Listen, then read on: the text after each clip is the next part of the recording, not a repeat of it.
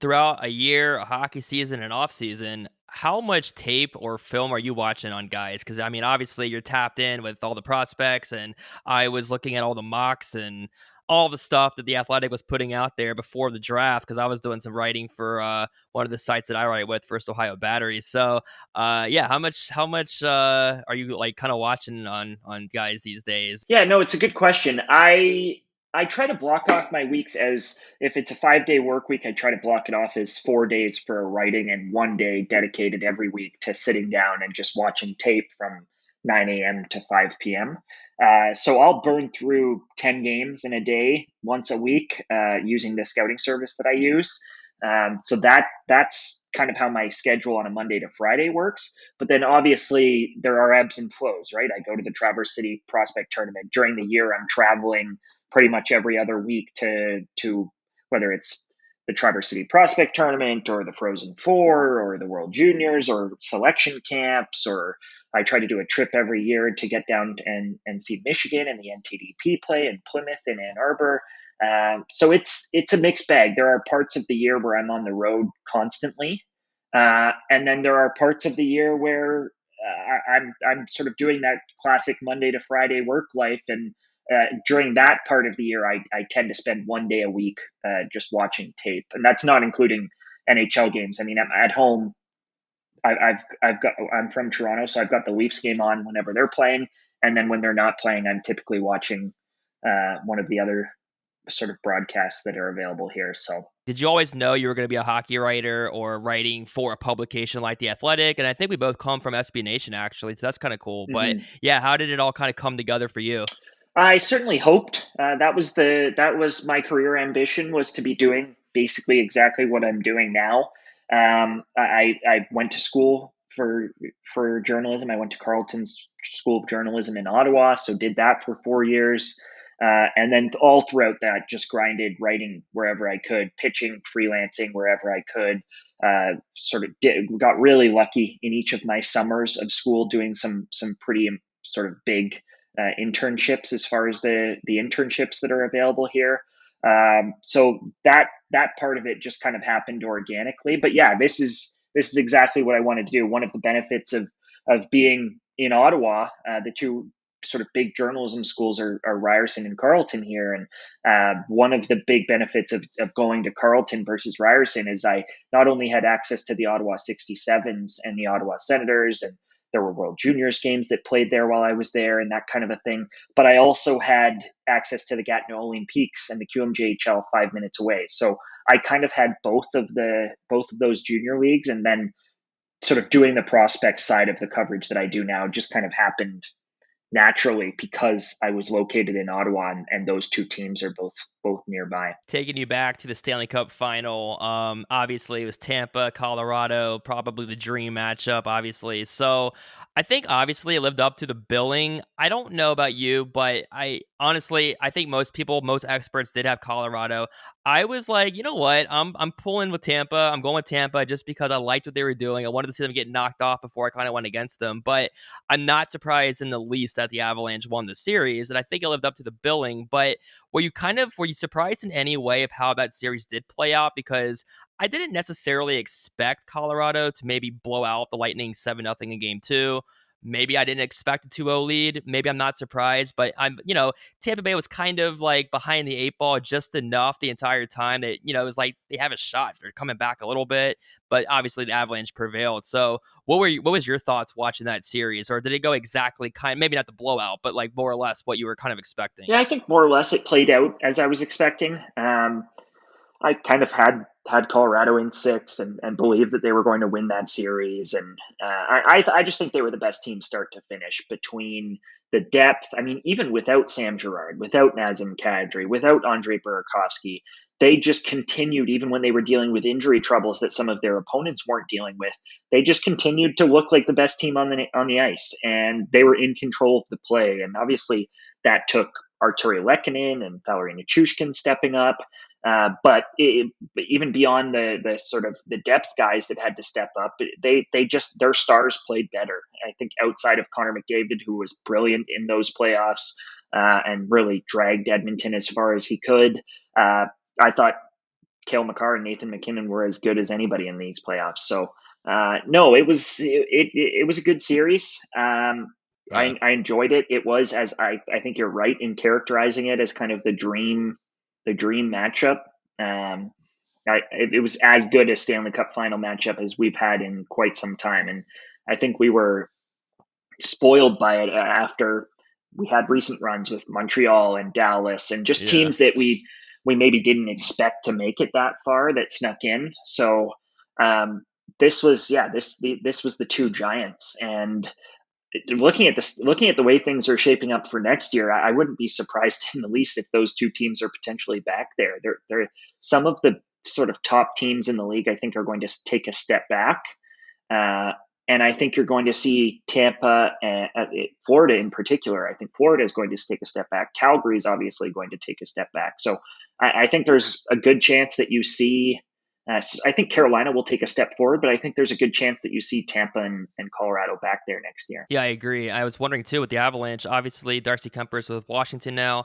Do you feel like Alexander Georgiev can just slot in as the goalie and they'll just kind of go along as normal, or is there kind of? I mean, it was kind of a question mark with Kemper anyway, and that obviously worked out. But now it's kind of like, okay, again, maybe the goaltending could be the one Achilles heel with the team, but more or less, this team is as solid as they come, as you just said. Yeah, I think there's the potential for Georgiev stepping in and looking just fine in that role, if only because of how strong that team is in front of him. I mean, if they hang on to Sam Girard, that defense with Girard and Byram playing like he did, and Devin Taves and Kale McCarr, like it's as good a defense as there is in the league. So I fully expect them to be lights out in front of him.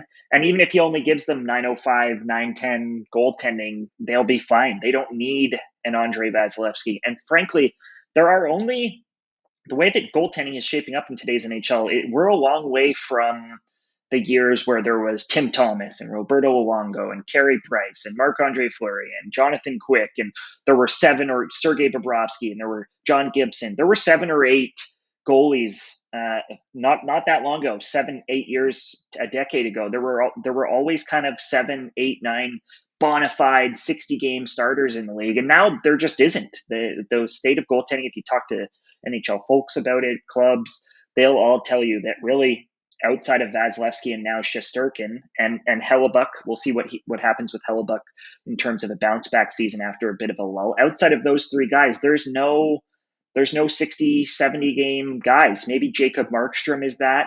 Maybe Thatcher Demko becomes that, but it's a smaller list than it used to be. And as a result, there are just a lot of teams that are going to have to rely on mediocre goaltending and tandem goaltending. And I think Georgiev's fine in that kind of a role. Looking at free agency, obviously, I feel like now, of course, I'm kind of biased to the Blue Jackets, but I do feel like the Blue Jackets were probably amongst the winners with getting Johnny Gaudreau, and they have Line A, signed for the next few years.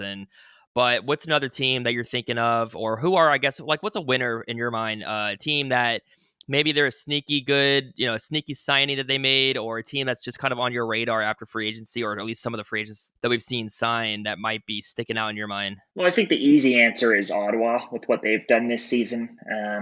That top six group is really strong, really really strong, and I think the additions of DeBrincat and Giroux will really move the needle for them. I'm not sure whether that's enough to get from where they were into the playoffs, but I think they're going to be in the hunt, and that's a big deal for Ottawa. They need one more guy on defense, preferably a right shot defender, and they'll be fine. So. Cam Talbot's a bit of a question mark there, but all told, I really like what Ottawa did, and I think even unloading Matt Murray was a big deal for them. So they're a team that stands out. But even beyond that one, which I think is the obvious one, I mentioned Carolina earlier, but I think Carolina is going to be better next year, and Carolina has been one of the best teams in the league the last few years. So just the additions of even guys like Andre Cash, if he can stay healthy. Max Pacioretty is obviously there now. It's a very good group, top to bottom. And if Frederick Anderson can be as good this season as he was last season, they're going to be maybe the best team in the East, I think. So, yeah, Carolina is a team that I think has a chance to really put something special together and go on a run. Yeah, and then even I was just thinking Pittsburgh re-signed Malkin after the kind of the rumors of him maybe going somewhere else. I'm not really surprised that he's back just because they're trying to win at least one more. But I mean, obviously Pittsburgh is getting towards the end of their run, it seems like. But I mean, they're at least a playoff team, right? Hmm. But I mean, can you see a Stanley Cup? I mean, it's kind of hard to say. Can you see if this team could win one more? But it's kind of hard to doubt who they've got. But they are definitely getting towards the end of their run. It feels like too, Yeah, a little I, bit. I think they'll have to make a move at the deadline to sort of enter that conversation. I think Carolina is going to be better than them. I think Tampa is going to be better than them. I think there's a chance Toronto's better than them. So they're a playoff team. I agree. We'll see what the Rangers look like. The Rangers were just a weird team last year where Yeah. Shesterkin was so good, and they've got a lot of pieces there, obviously, with Panarin and Kreider, and they've added Trocheck and Adam Fox and et cetera, et cetera. And obviously Shesterkin. But it did feel like they were a bit of a Fluky. mirage last year almost. So it'll be interesting to see what the Rangers look like. Washington, I thought, with adding Kemper, and they're still like Pittsburgh, kind of hanging on. I think everybody, due to the injuries in Boston for the first half of the year, and missing three of their four big dogs for the first, basically until Christmas, expects them to struggle out of the gate. I think they might still squeak into the playoffs, but it'll be interesting to see. I would probably sort of chalk that last spot in the East up to Boston and Ottawa. There's still some wiggle room, but I do expect that the 8 teams that made the playoffs in the East last year are by and large going to be the 8 teams that make it again. I don't see Columbus moving up. I think they'll be better, but I don't see them ending up in a playoff spot. Same with the New York Islanders. So it does feel like those 8, and then probably Ottawa is the ninth to make it interesting. Whereas in the West, I think it can go any number of directions. I think there are 10 or 11 teams in the West that could make the playoffs. So I think that playoff race is going to be a lot more interesting. Yeah, I feel like Columbus is still probably like a year or so away. Obviously, it's weird because offense was what carried them last year when it's usually defense and goaltending, and that's what needs to be better going Mm-hmm. forward. But yeah, looking at the other big trade with Florida and Calgary, and obviously Florida's got Kachuk locked up now, but Calgary's kind of in a weird situation because obviously, like, okay, Huberdeau, Mackenzie Weegar could be UFAs or UFAs, they could leave, but I mean, if unless Calgary is either horrible or really good at the deadline, I mean, it's kind of like they have to go for it, right? They're not going to flip these guys, but who knows what happens in that situation. So did they kind of make the best of a weird situation in Calgary? Because, on the one hand, you lose Gaudreau, you lose Kachuk, but you get Huberto, so you might be really good. You might, for some reason, falter. It's kind of a weird situation there. I like the trade a lot for Calgary. Calgary, I think, will be very good. I think they'll take a step back, but I still think they're going to be a playoff team there. And that's going to be, as you kind of alluded to, that's going to be really interesting because they either need assurances from those guys that they're staying, or and contracts signed, pen to paper, that kind of a thing, or they need to move them, even if they are a contending team, because the last thing they need is to go into the playoffs with both of those guys unsigned, not win a Stanley Cup, and then have what happened with Goudreau, where one or both of them walk. And it's very difficult to trade your best players when you are in a playoff position, and I expect that they're going to be in that.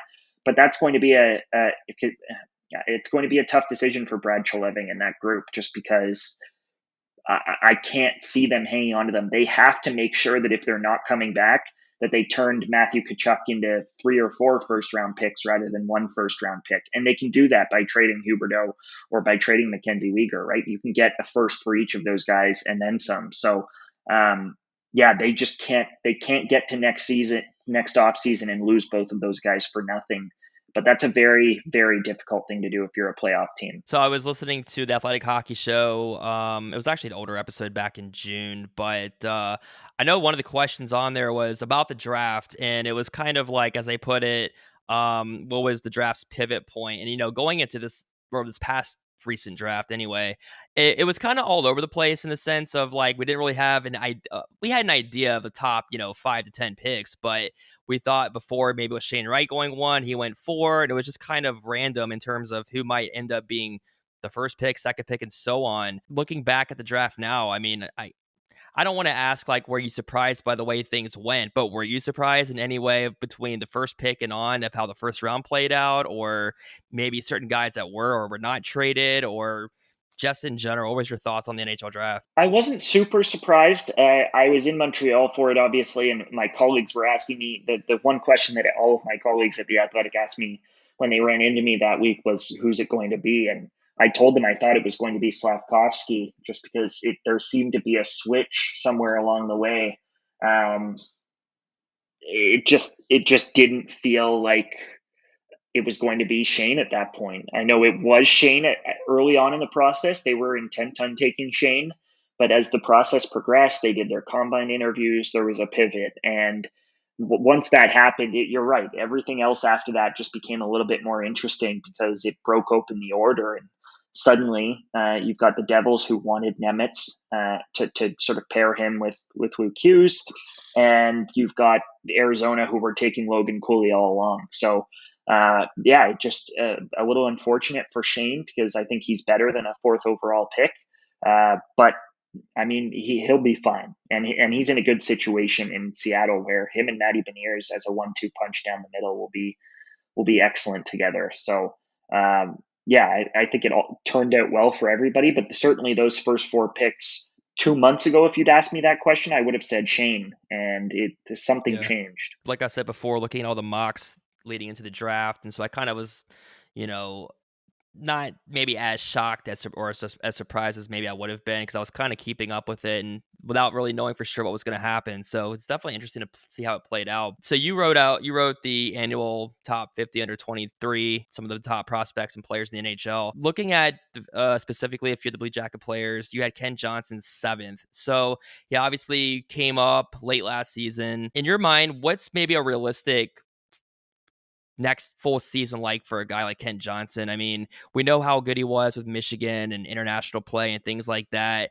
And I'm looking at like, I don't know, Cole Sillinger, for instance, came up last year, made the team right out of camp, played a full season. There was rumors that maybe he'd go down, never did. So it'd be nice to see Ken Johnson be like that phenom guy that a team like Columbus could use. But what's your realistic maybe viewpoint of his future or at least his upcoming season? I think if they play him with the right line mates, if they play him at the top of the lineup, if they play him on the first power play, he's going to have a good year. I think Kent is capable of playing with those kinds of line mates. He's not a guy who is built for playing in a third line role. I think the beauty of Cole Sillinger was that, sure, you hope long term that Cole is going to be a top six guy, but because of how physically mature he is, because of how athletic he is, because of how strong he is, and because of just the kind of the scrappiness and feistiness and work ethic that he plays with, you always knew that Cole was one of those rare skill players who could start playing in the lower in the lineup and then work his way up. And most skill players can't do that. I think it does a disservice to a player like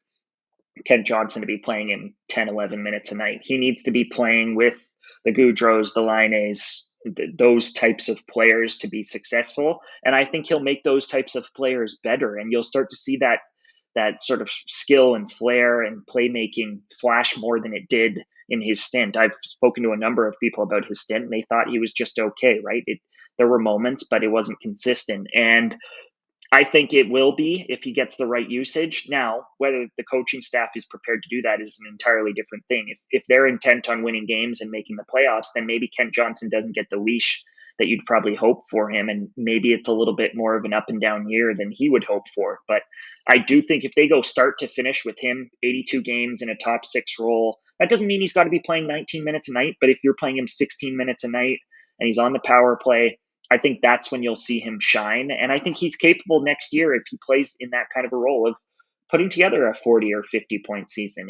I think at his ceiling, he's going to be a much more productive player than that. I truly believe that he's one of the only players from the 2021 draft that's got an opportunity to be a point per game guy in the prime of his career. But that's not going to happen instantaneously. And frankly, there's not quite enough talent in Columbus, I don't think, for that to happen.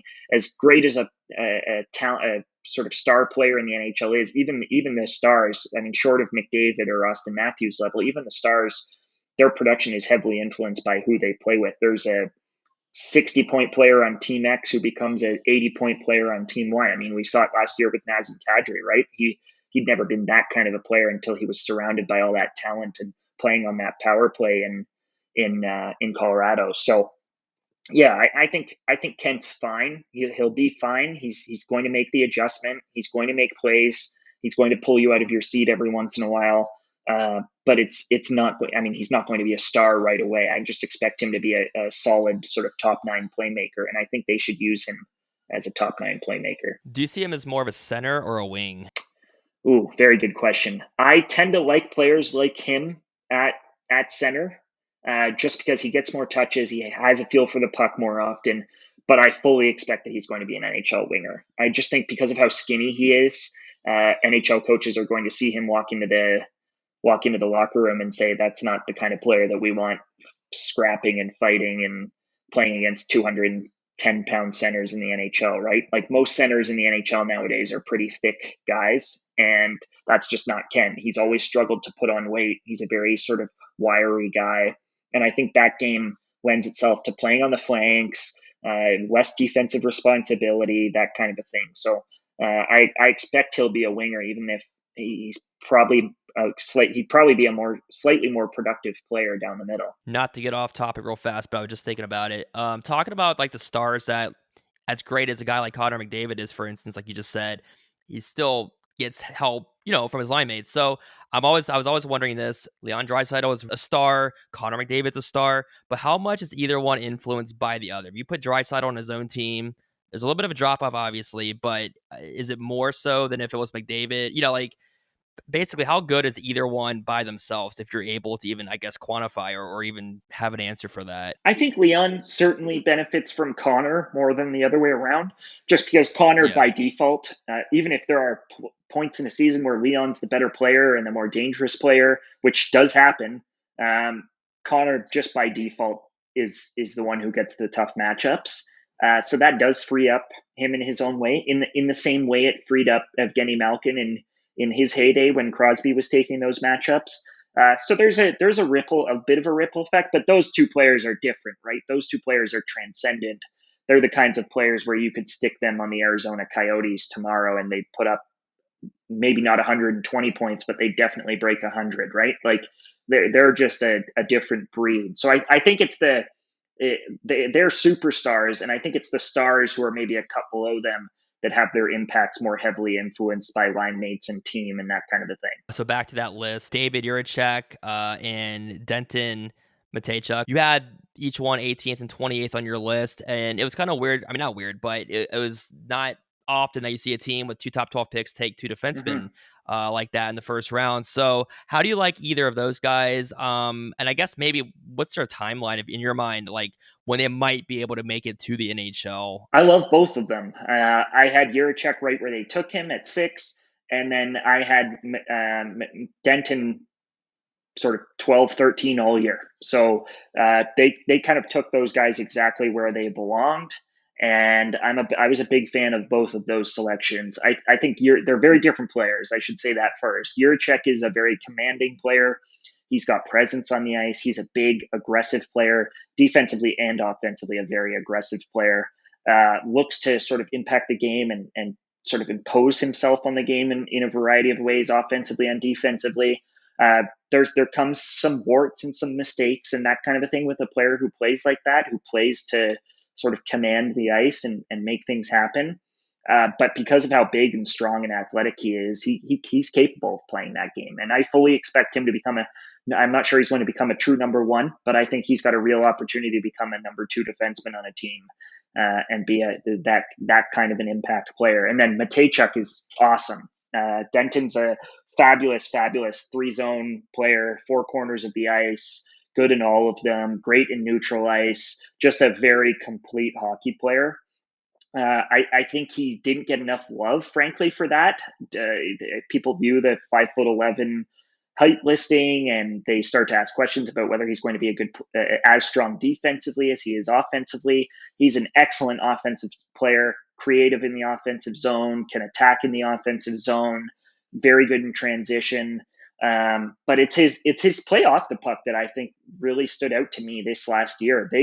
If you ask the guys in Moose Jaw about him, the first thing they'll say is he's as good defensively in this league as there is a player, right? So it's not just about the sort of offensive defenseman game that he plays. He's also a very capable player defensively, and I think he's going to be a top four guy.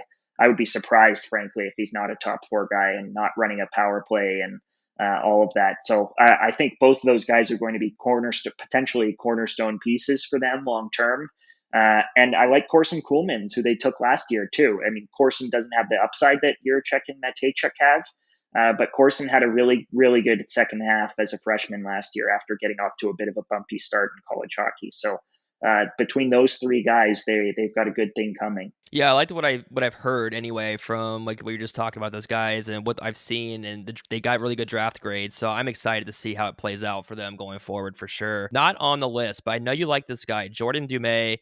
You had him at some point ranked like 38th, while others might have had him a lot lower. So, and I like him just for the fact that we're about the same height. Me and him are like 5'8". So, how do you like Dumais? What do you like about his game that could work out in the NHL? I love Jordan's game. The knock on Jordan was that he's 5'8" and his skating stride looks a little clunky. It looks a little awkward. And when you're small and slow, teams typically write you off. And I think the beauty of his game is that he's not slow. It might look weird, but he is not slow.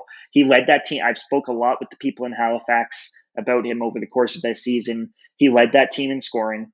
He led that team in takeaways. He led that team in retrievals. He was their best player along the wall. He won all of his races. Like the little details that you maybe don't expect out of a smaller player, they're all there, and I think that elevates him in a way because he's got the skill offensively. He's going to make plays in the offensive zone. He's dangerous. He's creative. There's some cleverness to his game. All of that is great, really high grades. One of the smartest players in the draft. He won the CHL's most sportsmanlike player award this year. Like there's just a lot of little things to like about him. And I think because of the concerns about the skating and size, he was just overlooked by default, and teams didn't do enough due diligence on how he was creating all those points he scored. I mean, this is a kid who had the most productive draft eligible season in the QMJHL since Sidney Crosby, right? Like this was a very, very impressive year for a 17-year-old. He had 109 points. That does not happen often in the Q, at least not for players that age. So, yeah, just an impressive player. And I ran into him in St. John. He was at the CHL Awards in St. John when I was there for the Memorial Cup to accept the most sportsmanlike award. And he looked bigger than 5'8" as well, at least just in terms of running into him. I'm 5'10", 5'10 and a half, and I don't think he was much shorter than me. So I think he might actually be an inch taller than 5'8" at this point. So we'll see. But no, I'm a big fan. Loved that pick. That was one of my favorite day 2 picks. Very last question for you. What would you do with the Stanley Cup for a day if Oh, you could have the cup? I would probably take it to my cottage. I'm from Aurora, Newmarket, sort of just north of Toronto here. But my parents have had a cottage since I was a little kid up in Halliburton, which is kind of lake country here, and we've got a big sort of white sand. They have beautiful white sand beach up there, and that's kind of it's my happy place. That's my home. So would probably just chill on the beach with the cup and my family Nice. and have some beers and relax. That would probably be the perfect day for me.